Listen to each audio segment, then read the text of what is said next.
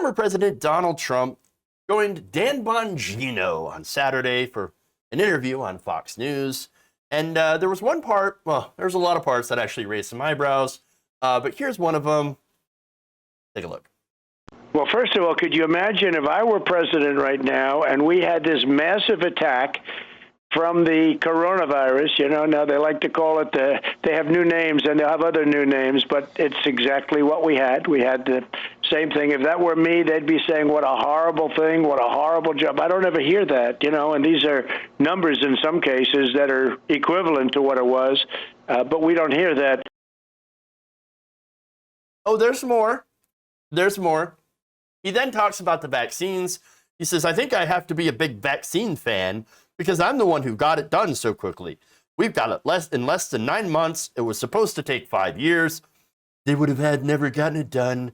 So I am a big fan. At the same time, I'm a fan of our freedoms, and people have to make that choice for themselves. And I would recommend that they get it and get it done, and they're being protected. And the vaccines turned out to be a tremendous thing. And I also, though, feel strongly here, there are some people who do not want to do it. And I really believe in somebody's choice, somebody's freedom, and that's the way it is. So you got some contradictions there, and they're not juicy. They're not juicy contradictions. But I love how this started out as, imagine if I had been president at a time with coronavirus. Dude, you were literally there. It happened under your presidency. I can't even. Does he even hear himself? You know what? No, I know the answer to that. He does hear himself, and in his little brain, he's like, nailed it. Great thing. Tremendous speech. The best speech ever. Oh God. Oh my God. By the way, the 600,000 plus coronavirus tests before January 20th kind of disagrees with him doing a good job on COVID. And look, give credit where credit is due. Of course, his administration absolutely did fast track the vaccine. The vaccine that now many of his supporters refuse to take because it was rushed.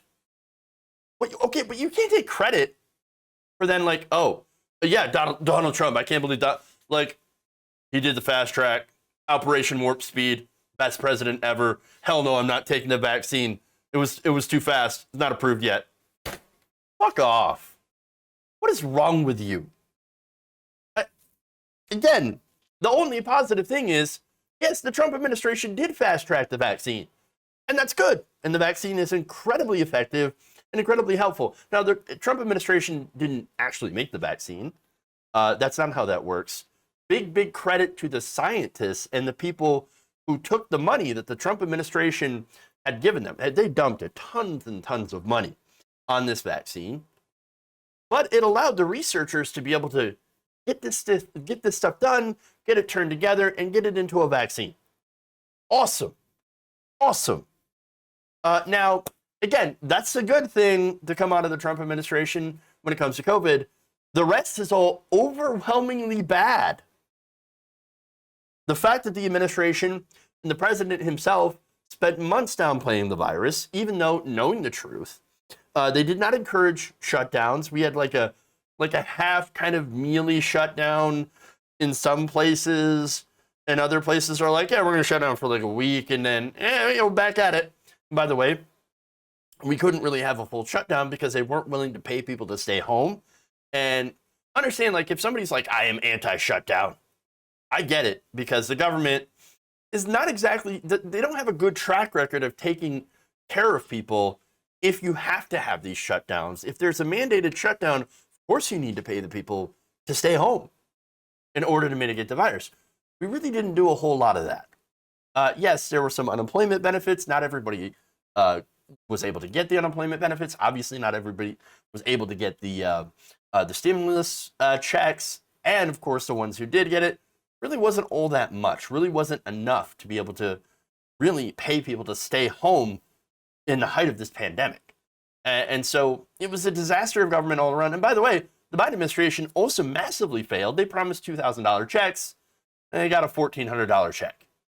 And that was about it.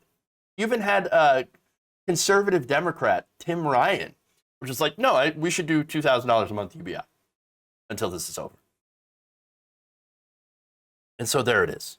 But yes, incompetent leadership from incompetent people. And so now that said, it's not comparable to what is happening now, and that is a fact. Now, that said, the Delta variant is disastrous, and it is spreading among the community of anti-vaxxers and anti-maskers, mostly conservatives.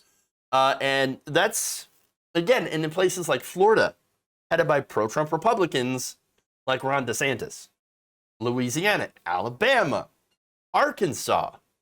These are places where you're seeing a lot of this anti-mask, anti-vaccine sentiment, and that's why you have this explosion in cases among the unvaccinated.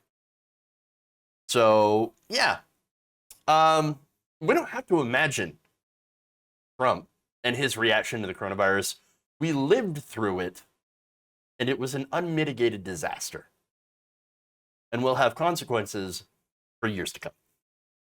If you enjoyed this video, please give us a like and share with your friends. You can subscribe and help out the channel by becoming a patron. It's patreon.com/Jeff Waldorf, or you can become a channel member as well by hitting the join button below.